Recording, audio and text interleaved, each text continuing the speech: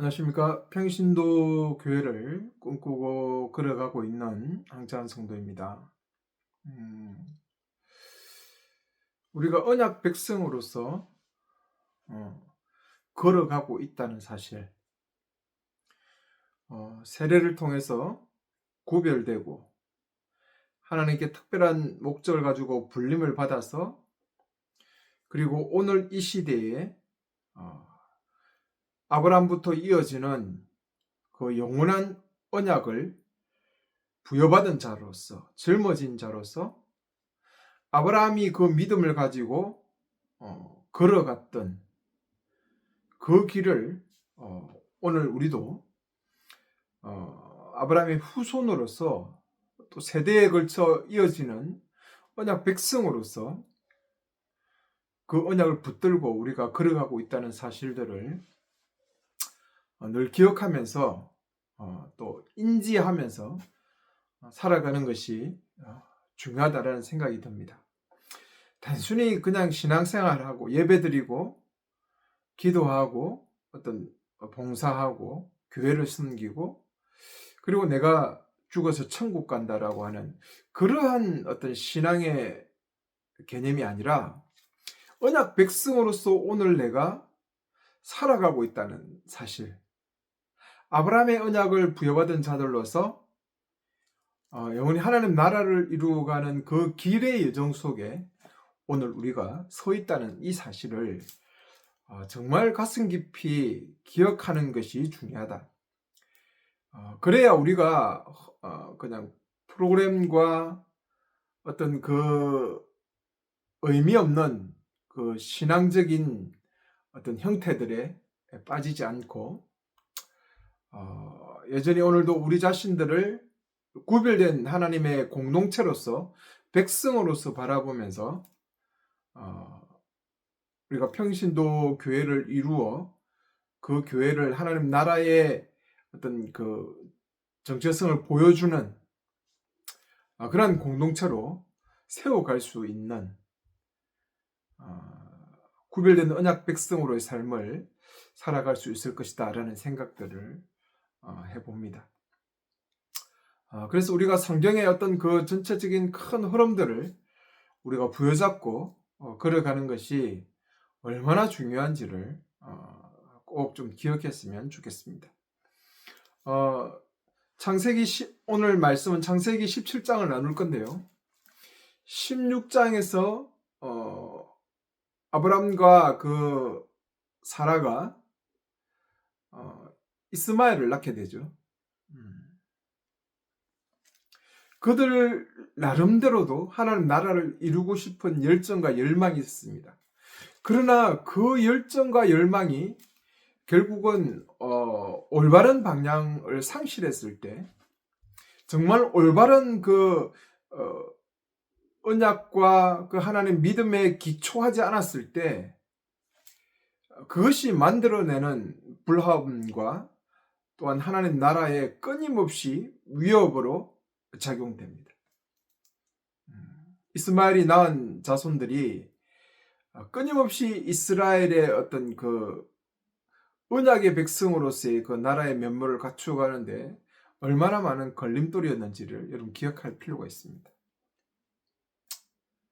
그들 마음속에는 하나님 나라를 향한 열정이 있었습니다.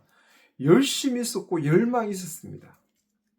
여러분, 오늘날 우리 속에 그 열정과 열망이 있다는 그 사실이 다가 아니에요.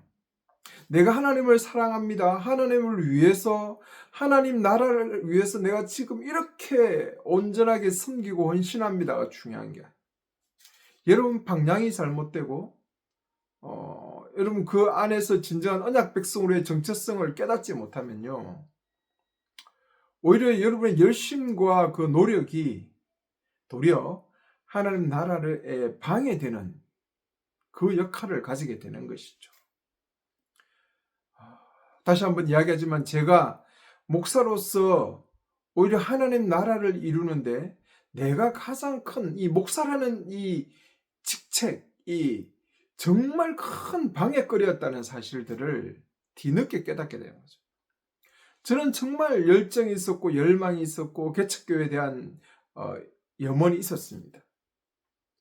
그럼에도 불구하고 그것이 진정한 하나님의 언약의 그 흐름 속에서 나오는 정체성의 발견이 아니다 보니까 오히려 그것이 오히려 하나님 나라의 방해거리였고, 내가 하나님 나라를 이루고 싶어하는 내가 방해거리였구나. 그리고 내가 만들어낸 결과들이 오히려 그 평신도 교회로서의 하나님 나라를 보여주는 것들을 이루어 갈 수 없는 위치에 서 있게 되었구나 라는 사실을 깨닫는 거죠.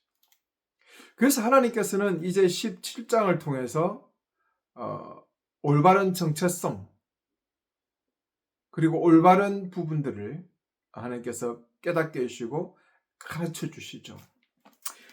그래서 13년이 지난 후에, 이스마엘을 낳고 13년이 지난까지 하나님께서는 침묵하십니다.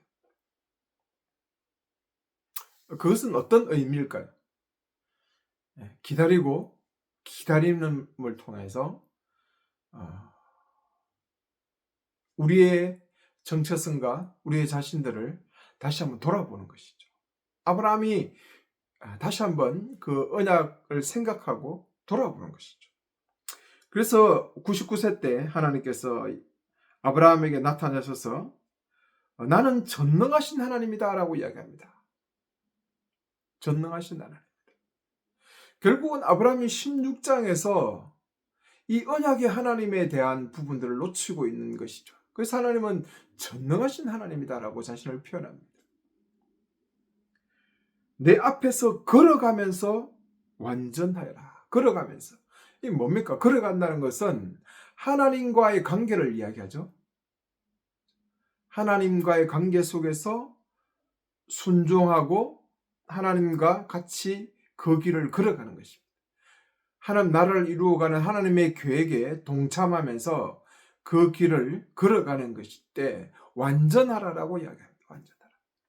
여기서 완전하라는 것은 뭐 도덕적으로 깨끗하라는 이런 의미가 아니라, 이 완전하다라는 것은 믿음으로 하나님을 의지하는 것.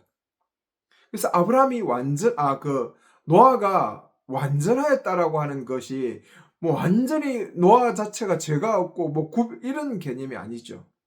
철저하게 하나님을 의존하는 그 언약 백성으로서의 그 믿음의 삶을 살아가는 것입니다. 그래서 다시 한번 아브라함에게도 이 사실을 강조하는 것입니다. 물론 아브라함이 언약 백성으로서 그 고향을 떠나와서 정말 제대로 살아갔지만, 그러나 이제 완전히 하나님의 그 언약 백성으로서 하나님을 전적으로 의지하고 그 언약을 온전하게 믿고 따라가는 것이다. 그렇게 되어 가야 된다는 사실을 얘기하죠.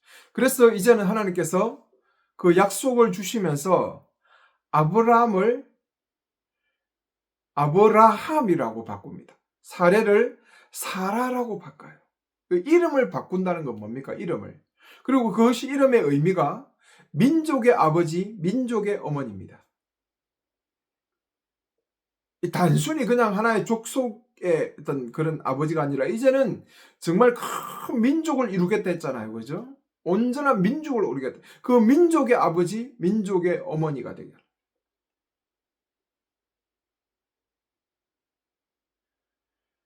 이름이 바뀐다는 것은 그들의 정체성을 다시 확립한다는 것. 내가 누구냐? 황창은이라고 했을 때 나의 그 이름은 내 자신을 대변합니다. 아브라함이라고 했을 때, 아브라함이라 했을 때 너는 민족의 아버지다. 너는 민족의 어머니다. 정말 네가 걸어가야 될 길, 네가 하나님 백성으로서, 언약 백성으로서 지금 걸어가야 될 그 길의 의미가 바로 너는 큰 민족을 이루어가는 그 길을 걸어가는 것이다. 그래서 아브라함의 그 이름을 바꾸어 주는 것입니다. 새로운 사명, 새로운 의미, 그러니까 정체성과 사명이 같이 가는 것이죠. 그죠? 새롭게 그들에게 사명을 새롭게 한다. 그러면서 하나님께서 원하는 게 뭐였습니까? 할례입니다. 할례. 할례는 구별됨의 표식이죠. 이스라엘의 언약 공동체, 새로운 공동체, 큰 민족을 이루어 가서 하나님 나라의 그 큰 민족을 이루는 그 구별된 정표가 뭐냐? 그게 할례입니다. 너는 구별된 백성이다. 나의 백성, 내 언약의 백성. 이 의미잖아요. 이게 바로 제대로 된 시작의 의미입니다. 우리가 신약의 세례를 받는 의미하고 비슷하죠. 할례와 세례가 비슷합니다. 할례도 언약 백성으로의 구별됨의 표시고 내가 언약 백성이다라는 징표잖아요. 그것은 육신적인 외적인 어떤 부분을 표피를 자르는 것이지만 우리는 세례를 받으면서 성령을 통해 성령께서 우리 안에 함께 하시는 구별된 존재. 교회는 특별하게 구별된 존재들의 모임이죠. 그렇죠? 아브라함이 할례를 통해서 구별된 언약 백성으로서의 그 의미를 가지고 또한 그 이름을 바꾸면서 그의 사명과 정체성을 새롭게 했듯이 여전히 우리가 세례를 통해서 나의 정체성과 나의 사명과 나의 삶의 의미를 새롭게 하는 것입니다. 그래서 세례와 할례는 일정한 부분에서 연결선상에 있다. 연결선상에 있다.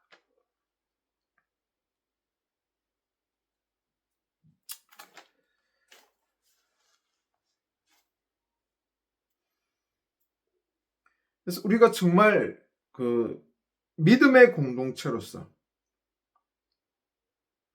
세대를 이어서 영원한 언약이라 했지 않습니까? 2세대들에게도 출애굽한 2세대들에게도 네가 이 땅을 내게 주겠다 했으니까 그 가나안 땅을 우리가 붙잡고 그 가나안 땅에 들어가서 그 속에서 언약의 공동체를 세워가는 것에 대한 그 근거와 그 정체성과 그 의미를 다시 한번 새겼을 것이고 오늘 언약 백성으로서 신약 교회로서 이 의미를 그대로 붙들고 다시 한번 우리의 정체성과 우리의 사명을 새롭게 하는 구별된 공동체로서 아브라함이 그 영원한 세대로 주어지는 그 언약의 출발점에서 그들이 서서 걸어갔듯이 온전하라고 말했듯이 오늘도 여전히 교회 속에 교회에게 이 의미를 전달하고 있다는 것입니다.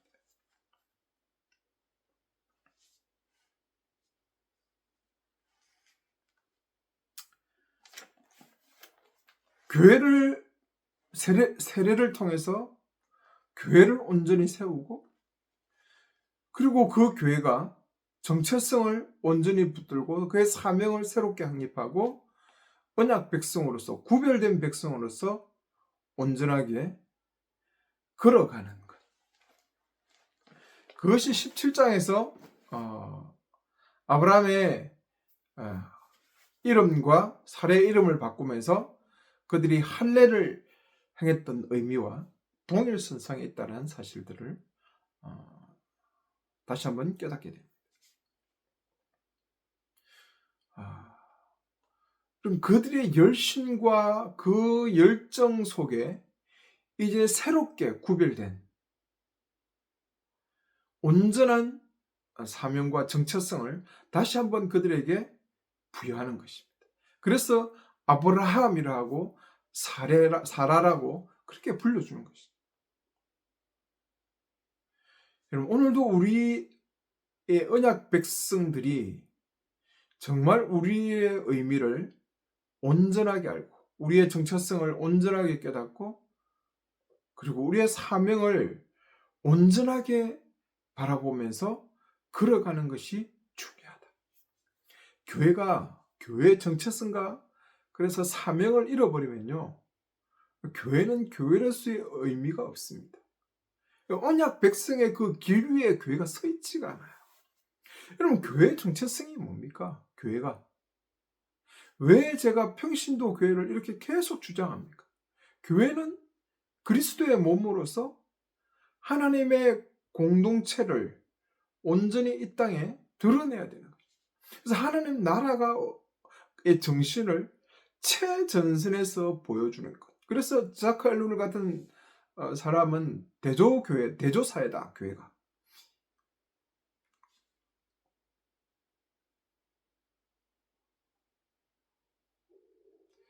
온전한 새로운 사회, 새로운 사회로서의 그 모습들을 교회는 보여주는 것이 그게 정체성이죠.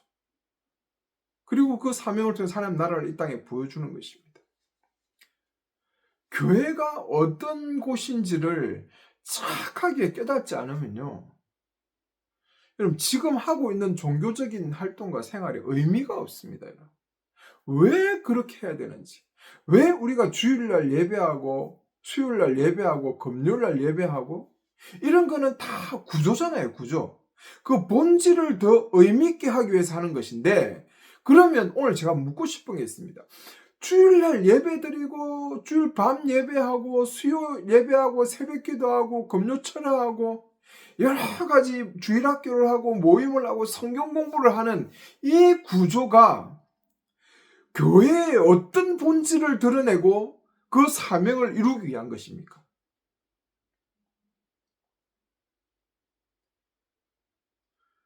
저는 이 강야 같은 교회 속에서 강야 같은 인생, 이 여정 속에서 가나안 땅에 들어간 천국까지 그런 개념밖에 이해가 안 돼요. 이 땅에서 그냥 우리끼리 모여서 감정놀이 하는 느낌밖에 없어요. 그리고 죽어서 천국 가자. 진짜 교회 그 구조가 이 본질을 드러내 주냐는 거죠. 지금 하고 있는 이 행위들이 활동들이 정말 교회의 그 본질인 공동체로서의 하나님 나라를 보여주가는 그리스도의 몸으로서 하나님 나라를 보여주는 그 본질을 드러내냐는 것이. 그 사명을 드러내냐는 것이죠. 그렇지 않지 않습니까? 여러분이 지금 하고 있는 그 행위가, 신앙적인 행위가 무엇을 위한 것인지를 알아야 돼요. 그냥 나와 개인적으로 하나님과 1대1 관계에서 해서 내가 하나님을 더 사랑하고 더 하나님을 섬기고 이런 개념이 아니란 말입니다. 그래서 오늘날 주일날 하고 주일 예배라든지 주일 낮 예배, 저녁 예배, 새벽 기도, 수요 예배, 금요 철학, 성경 공부 이런 거는 다 없어질 수가 있어요. 왜? 본질에 맞지 않으면. 이거는 또 세대를 거쳐서 시대를 거쳐서 이런 것들은 의미가 없어요. 그런데 주일 예배 빠지면 주일 저녁 예배 빠지고 수요 저녁 빠지면 우리의 신앙이 잘못된 것처럼 새벽기도 안 하면 뭔가 교회가 아닌 것처럼 수요 예배 안 하면 신앙이 떨어지는 것처럼 그렇게 생각한다니까. 또 예배도 꼭 수요일 날 해야 되고 금요일 해야 되고 주일 저녁에 해야 되고 주일 낮에는 꼭 11시에 해야 되고. 아니, 예배도 예수 그리스도의 안에서 날이란 개념이 없잖아요. 이제 모든 날이 안식일이잖아요. 특정한 날이 안식일이 아니라 주일날 모이는 이유는요, 그 공동체가 가장 많이 모일 수 있기 때문에 모이는 거예요. 특별한 의미는 없습니다. 물론 저는 공예배가 필요해요. 정말 모여서 우리가 한 형제 한 자매라는 사실. 그래서 그 모임의 중심에는 항상 성찬의 의미가 더 중심이 돼야 되는 거죠. 설교가 아니라. 그래서 우리가 한 형제와 한 자매라는 사실들을 인정하고 그리고 한 공동체로 우리가 이 세상을 걸어가고 있다는 사실들을 확인하는 자리를 필요합니다. 그냥 그것이 꼭 주일 11시가 될 필요가 없다니까. 그거 안 하면 뭔가 우리가 잘못된 것처럼 생각해요. 토요일 하면 어떻고 금요일 하면 어떻고 수요일 하면 어때요? 모든 날이 안식일인데 이 구약을 넘어가서 구약에 있는 그 토요일처럼 토요일을 안식일로 지키던 그 의미들을 그대로 받아온다니까. 차라리 그러면 안식교가 맞죠. 응? 구약처럼 섬기려면 왜 주일날 와서 또 뭐 예수님께서 뭐 안식 후 첫날 해서 그거 뭐 주일로 바뀌었다고 안식일이 주일로 바뀐 것처럼 이야기해요. 안식일이 주일이 바뀐 거 아닙니다. 모든 날이 안식일이죠. 이제는 그리스도 안에서. 그래서 그 이스라엘 백성과 구별되기 위해서 또 이 새로운 신약의 교회들이 안식 후 첫날에 모이기도 했잖아요. 그러니까 어떤 날에 대한 의미로 자꾸 뭔가를 국한시키면서 우리의 신앙을 그렇게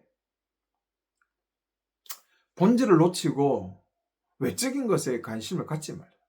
새벽기도 안 할 수 있죠. 지금 시대에 새벽기도가 맞습니까? 저는 새벽기도 안 맞아요. 얼마나 지금 이 뭐 밤일 하는 분들도 얼마나 많은데 밤에 일하시는 분, 새벽에 일하시는 분들이 얼마나 많은데요. 시대가 바뀌고 세대가 바뀌었잖아요. 그러면 그 본질은 그대로 있지만 그 본질을 가장 돋보이게 하고 그 사명을 더 온전하게 하기 위해서 모든 이 구조들은 다 바뀌어져야죠. 저는 솔직히 말하면 모임이 많은 것은 의미 없다고 생각합니다. 지금 시대. 그냥 스몰 교회로서 소그룹으로서 그 몇 가지만 모이면요. 그 6일에 살아가는 그 7일의 삶, 6일의 삶 자체가 그냥 교회예요. 굳이 거기서 뭐 모임을 해가지고 그 모임의 속에서 뭔가 어떤 그 형식들을 갖추어야 신앙이 되는 것처럼 생각할 필요가 없다니까. 그건 대형, 교회가 대형화되고 구조가 되었기 때문에, 조직화되었기 때문에 그런 거예요. 그래서 어떻게 하면 이 본질을 가장 잘 보여줄 수 있을까? 정체성을 새롭게 하고 그 사명을 새롭게 하면서 영원히 이어졌던 그 세대에 걸쳐서 이어지는 이 언약을 어떻게 우리가 물려받아서 잘 돋보이게 하고 제대로 드러낼 수 있을까? 이게 중요한 것입니다. 이게. 그러니까 오늘날 하고 있는 이 구조들을 좀 바꿀 필요가 없어요. 이 전통이란 것이 얼마나 얽매여 있습니까? 전통이. 주의를 거룩하게 지켜야 된다고 하는 이 구약의 어떤 안식의 의미를 끌고 와서 얼마나 우리를 얽매입니까? 그래서 주님께서 수고하고 무거운 짐자라 다 내게 오라 내가 너를 쉬게 하려 했잖아요. 거기서 수고하고 무거운 짐이 뭐예요? 마태복음에 보면 그 문맥상 의미는 그거예요. 수고하고 무거운 짐은요. 그 바리새인들이 만들어 놓은 그 율법이에요. 율법. 그 율법에 매여 있는 거 율법에 매였어. 내가 그들은 너를 자유케 해주겠다. 자유케 했는데 오히려 신약교회 성도들이 더 율법 속으로 다시 들어간다니까.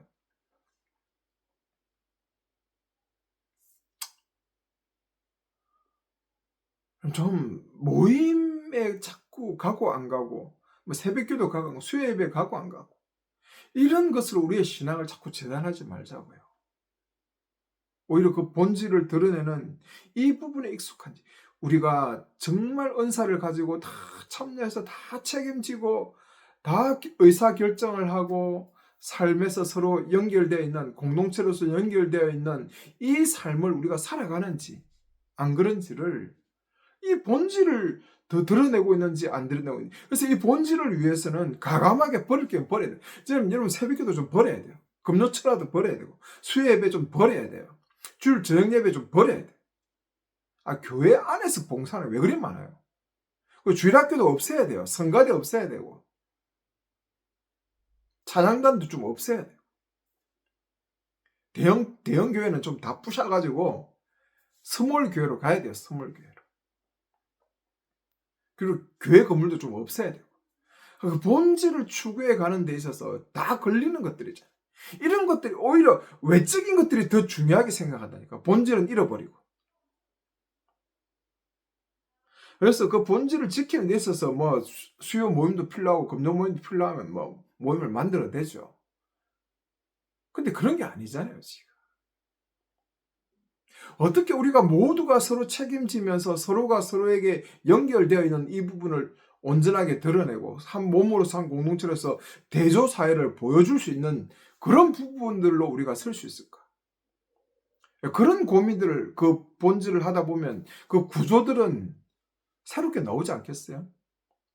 뭐 모든 사람이 다 의논에 참여해야 된다든지 일요일날 모일 때 정말 또 여러 가지 결정들을 서로 다 해가야 된다든지 아니면 뭐 약한 자들을 돌아봐야 되고 뭐 해야 된다는 이 부분들을 서로가 다 책임지면서 간다든지 그러한 부분들이 더 신앙의 의미가 있는 거 아니에요?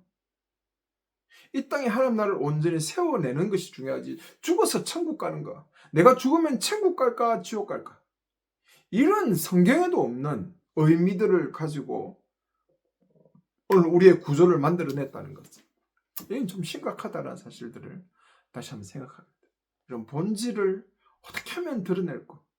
아브라함을 다시 그에게 아브라함이라 해주고 사라라고 해주면서 그의 정체성을 새롭게 하고 그의 사명을 딱 온전하게 보여주고 그리고 할례를 통해서 구별된 공동체 언약의 백성으로서 할례를 통해서 새롭게 하나님께서 묶어주신 것이죠. 오늘도 우리는 언약 백성으로서 세례를 통해서 그 언약 공동체 안에 들어왔잖아요.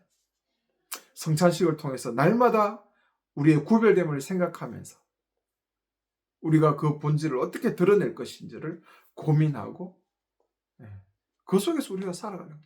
그래서 저는요. 어떤 교회마다 똑같은 시스템으로 갈 필요는 없어요. 어떤 데는 수요일 모여도 되고 어떤 데는 금요일 모여도 어떤 데는 토요일 모여도 돼요. 아니 교회가 여러 날에 모일 수 있죠.